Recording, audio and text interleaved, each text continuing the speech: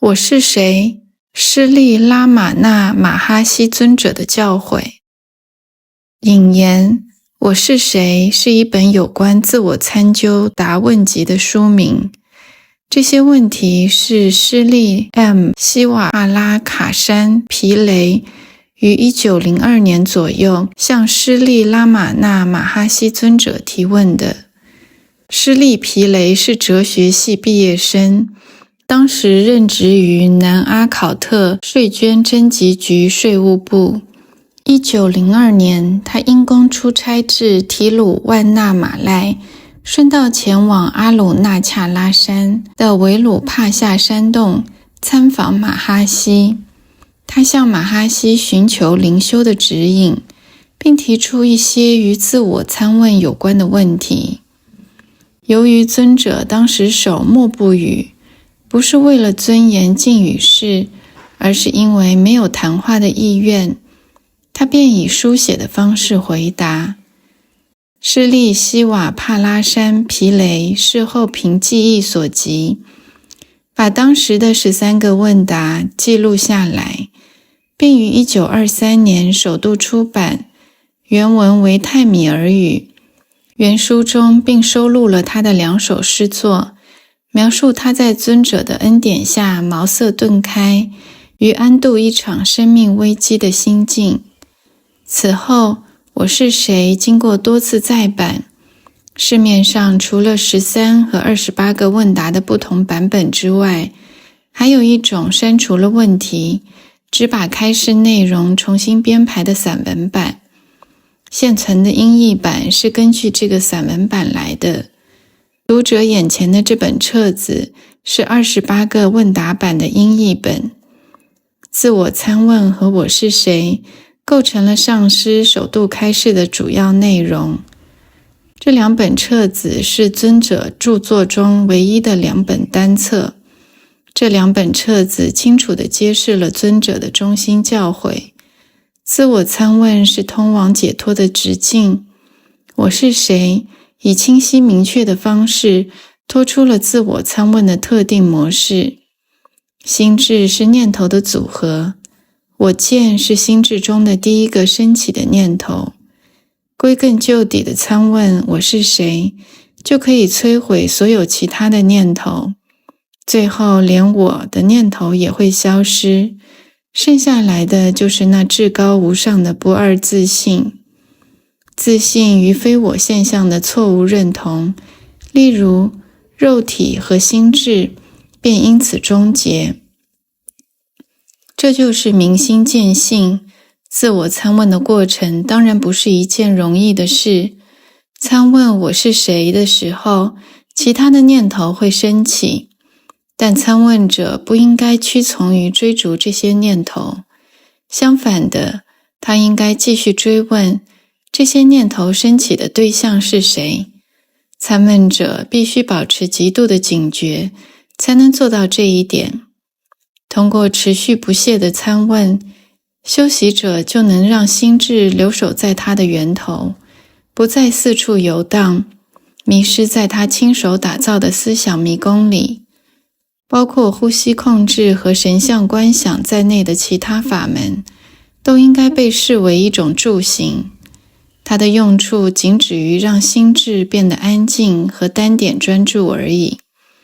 对一个已经获得专注技巧的心智而言，自我参问会变得相对容易。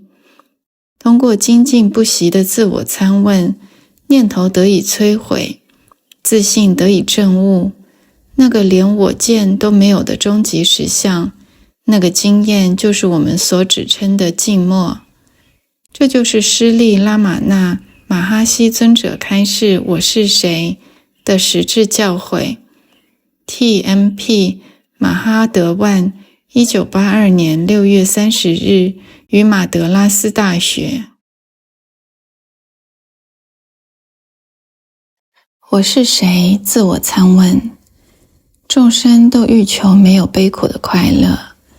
我们在每一个人身上观察得知，众生最爱的是自己，快乐是爱的肇因。因此，为了获得这种属于人之本性的快乐，这种在没有心智活动的深度睡眠中才能体验到的快乐。人应该认识自己，知识之道以我是谁的形式自我参问，是达到这个目标的主要方法。一、我是谁？由7大元素组成的粗糙肉身，不是我，掌管攀缘色、声、香、味、触、客体乘法的5种感官作用，视、听、触、味、觉，不是我，掌管说话、移动、抓取、排泄和享乐功能的语言、活动、抓取、排泄和生殖器官，不是我，掌管内呼吸等5个作用的5种生命之气 prana， 不是我，甚至那个负责思考的心智，不是我，那个没有客体、没有作用，只残留着客体印象影成的无明，也不是我。2. 如果这些都不是我，那么我是谁？以既非此，亦非彼，把上述全都否定以后，那个独存的觉性即是我。3. 觉性的本质是什么？觉性的本质就是存在、意识、制服。4. 何时才能证悟自性？当所见的世间移除以后，能见的自性便证悟了。5. 当世间还存在被视为真实的时候，自性就不会证悟吗？不会。6. 为什么？见者和客体就像草绳和蛇影一样，蛇影的妄念不除，草绳这个基底的真知就不会升起。同样的，只有当我们把世间视为真实的信念去除以后，才能证悟基底的自性。7. 世间这个所见的客体何时才能去除？当心智、所有认知、所有行动缘起的噪音安静下来的时候，世间就会消失。8. 心智的本质是什么？所谓的心智是驻守在自性里的神奇力量，它引发了所有念头的升起。离开念头之外，没有一个叫做心智的东西，因此念头就是心智的本质。离开念头之外，也没有一个叫做世间的独立实体。在深度的睡眠中，既没有念头，也没有世间。在清醒和做梦的状态中，既有念头，也有世间。正如蜘蛛吐丝蛛网以后，再把吐出来的丝收回体内一样，心智也会把它投射出来的世间消融在自身里面。当心智离开了自性，世间便显现了。因此，当世间显现为真实的时候，自性便隐而不见；当自性显现照耀的时候，世间便隐而不现。精进不懈地参究心智的本质，心智就会离开自性，以残留印象的形式终结。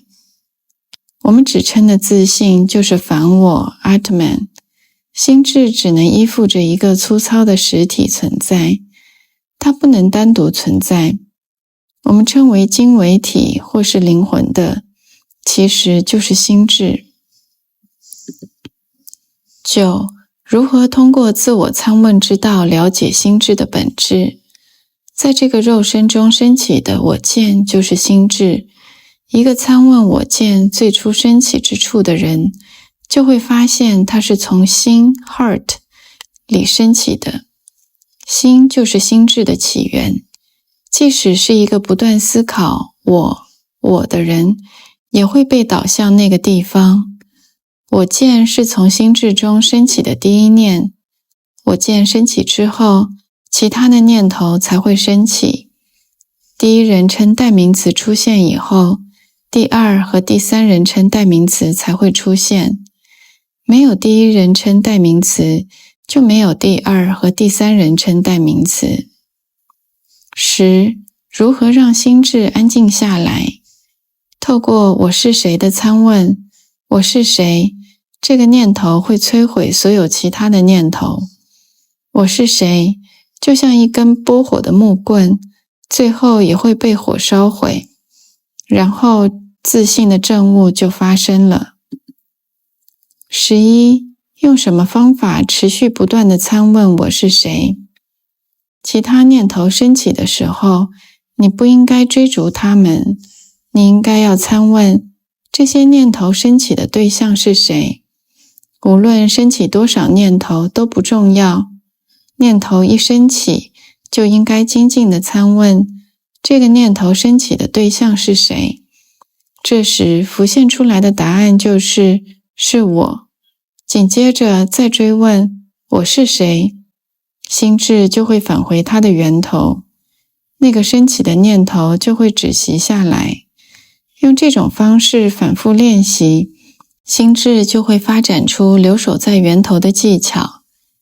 当精微的心智透过大脑和感官追逐外境的时候，粗糙的名 names 和相 forms 就会显现。当它安住在心 heart 里的时候，名相就会消失，不让心智追逐外境，让它留守在真心 heart 里，就是所谓的内摄。让心智离开了真心，就是我们所知的外摄。因此，当心智安住在真心里，作为所有念头起源的我见就会离开，自始至终都存在的自信就会照耀。无论做任何事，都应该抱着无我的心态。在这种方式下的所作所为，都会以湿婆神的本质显现。12. 没有其他让心智安静的方法吗？除了自我参问以外，没有其他适当的方法。其他方法追求的都是心智的控制，表面上受到控制的心智还会再度复出。呼吸控制法也是一样，心智会变得安静下来，但这种安静只能维持在呼吸被控制的情况下。一旦呼吸恢复常态，心智会再度活动，在残留印象的驱使下四处游荡。心智和呼吸来自同一个源头，就实而言，念头就是心智的本质。我见是心智的第一个念头，这个我见就是我执。我执的起源之处就是呼吸的起源之处。因此，当心智安静下来的时候，呼吸就得到了控制。呼吸受到控制的时候，心智就会变得安静。但在深度睡眠中，心智虽然安静下来，呼吸并没有因此停止。这是因为神的意志在作用。为了让身体存活下来，以免他人产生这个身体已经死亡的印象，在清醒和三摩地的状态中，呼吸会在心智变得安静的同时得到控制。呼吸是心智的粗糙形式。人活着的时候，心智会把气息维系在身体里，肉体死亡的时候，心智就会把身体里的气息带走。因此，修习呼吸控制只是降服心智的助行而已。呼吸控制无法摧毁心智。莫那时，神相观想、持咒、饮食的限制等，也像修习呼吸控制一样，只是让心智安静下来的助行罢了。神相观想和持咒可以让心智变得单点专注，心智始终游荡成性，正如大象会心无旁骛地用鼻子攀援眼前的铁链一样，心智也会单独地被一个名号或形象盘踞。当心智以无数的念头向外扩张的时候，每一个念头都会变得软弱无力。但当这些念头被消融的时候，心智就会因为单点专注而变得强而有力。这样的心智修习，自我参问就会轻而易举。所有修行的戒律中，凡是与适量的摄取悦性食物有关的方法效果最佳。遵循这一条戒律会让心智的悦性品质增加，进而有助于自我参问的修习。13. 客体残留的印象、念头像海浪一样此起彼落，何时才能把这些念头全部摧毁？当关照自信的浪潮越升越高的时候，这些念头就被摧毁了。14. 我们有可能断除来自无始劫的残留印象，让自己安住在清净的自信里吗？人应该精进不懈地关照自信，而不要屈服在有没有可能的疑惑里。即使是一个十恶不赦的人，也不应该忧虑地哀泣，我是一个罪人，我怎么可能得救？人应该彻底地抛弃我是罪人的念头，精进地专注于自信的关照，那么这个人的修持必定会成功。心智没有一善一恶之分，心智只有一个。残留的印象可以分为吉祥与不吉祥两种。当心智受到吉祥的印象影响时，就是善的；当它受到不吉祥的印象影响时，就被视为恶的。我们不应该放逐心智攀援世间的客体以及他人的非利害。无论一个人有多坏，我们都不应该对他怀有嗔恨之心。远离贪嗔二毒，我们施予别人的一切都是施予自己。一个了解这个真相的人，岂有令而不施之理？一个人的自我一旦升起，一切都跟着升起；自我安静下来，一切都跟着止息。待人处事的谦逊程度有多大，它带来的善果就有多大。一个心智安静的人，无论住在哪里都会自在。15. 自我参问要修习多久？只要心智里还留有客体的印象，就需要继续参问我是谁。念头升起的当下，就应该透过自我参问，在当处加以摧毁。你也可以持续不断地只束住自信的末观，直到证悟自信为止。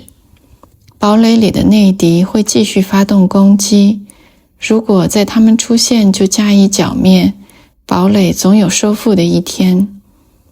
16. 自信的本质是什么？真相之中只有自信存在。世间个体灵魂和神就像珠母散发的荧光一样，都是自信的显象。世间个体灵魂和神三者同时显象，也同时消失。自信就是绝对没有我相的那个就是所谓的静默。自信本身就是世间，自信本身就是我相，自信本身就是神，万有就是湿婆，就是自信。17. 万物不都是神的做工吗？太阳不需要透过欲求、决心或刻意的努力而升起，在它单纯的临在下，日炎喷火，莲花绽放，水体蒸发，人们日出而作，日入而息。正如铁针因为磁石在临在而移动，被三大宇宙作用力和五重神性活动掌管的灵魂，也因为神单纯的临在而依照个别的业力履行自己的活动。神没有记忆，也不受业力的系缚，这就像世人的行动不会影响太阳的运转或其他四大元素地、水、火、风的盛衰盈亏不会因为第五大元素的空一样。18. 哪一种信徒的品位最高？把自己交付给自信，也就是神的，是所有信徒中的佼佼者。把自己臣服给神，意味着持续不断地安住在自信里，而不让自信以外的其他念头有升起的空间。我们丢给神的任何负荷，他都会承担。既然万物都被神至高的大能推动着，我们何不屈服在他的大能之下，反而不断地为了该不该做什么，或应该如何做的念头苦思焦虑。我们知道火车会运载所有的重负，那么既然上了车，为何要把小小的行囊顶在头上，而不把它卸下，让自己轻松自在呢？19. 无助是什么意思？在念头升起之处彻底的加以摧毁，而不留任何残留印象，这就是无助。正如采珠人在腰间细石潜入海底采珠，每一个人都该秉持无助之心，潜入自己的内在，挣取自信的明珠。20. 神或上师不能促使灵魂解脱吗？神和上师只能开示解脱的道路，他们不会亲自把灵魂带到解脱的境界。事实上，神与上师无二无别，正如落入虎口的猎物已无路可逃，那些走进上师恩典世界里的人，也会得到上师的拯救而不再迷失。然而，每个人都应该靠自己的努力，为了获得解脱而遵循神或上师开示的道路。人只能透过自己的知识之眼认识自己，不是透过别人的眼睛。那个叫拉玛的人，需要借助一面镜子才能知道自己是拉玛吗？21. 苛求解脱的人需要参究宇宙基本元素的本质吗？一个想要丢掉垃圾的人，不需要分析垃圾的内容。同样的，一个想要认识自信的人，也不需要计算基本元素的数目，或参究那些元素的特性。他必须要做的就是摒弃任何一个会掩藏自信的元素。他应该把世间视为一场梦幻泡影。22. 清醒和做梦之间没有差别吗？清醒的时间长，做梦的时间短，除此之外，两者毫无差别。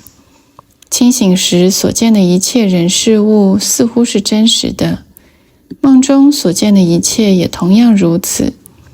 在梦境里，心智会以另一个身体呈现。在清醒和做梦这两种状态中，念头和冥想都在同时发生。23.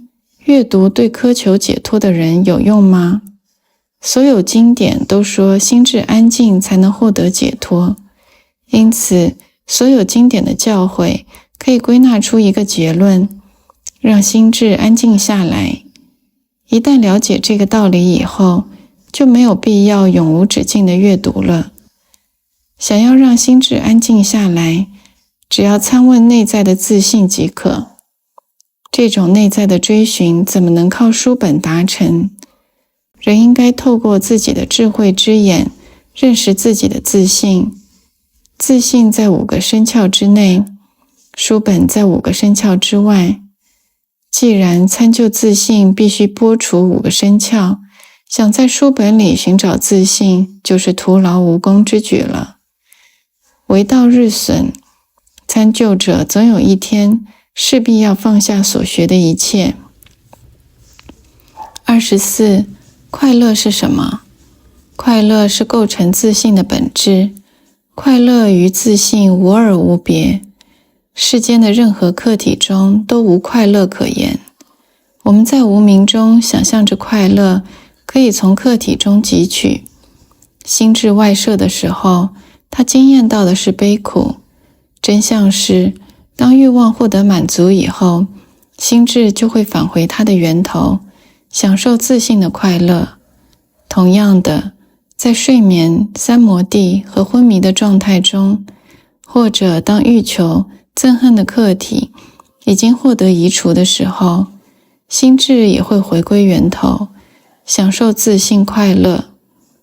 心智就如此这般的在进出自信之间轮番奔波，树因让人心情愉悦，离开树荫则炙热难耐。一个在烈日下奔波的人，来到树荫下会顿感清凉。一个在树荫和烈日之间来回穿梭的人是傻瓜。智者会恒常地安坐在树荫下。同样的，一个明白真理的人，他的心智不会离开大梵 Brahma。 相反的，无明者的心智会在世间轮转，饱受痛苦以后，再短暂地返回大梵里体验快乐。事实上，所谓的世间只是念头罢了。当世间消失，也就是没有念头的时候，心智便会经验到快乐。当世间显现的时候，心智就会经验到痛苦。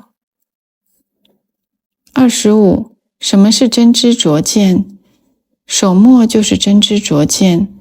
手墨就是让心智消融在自性里，心电感应，感知过去、现在、未来三世和天眼通都不是构成真知灼见的条件。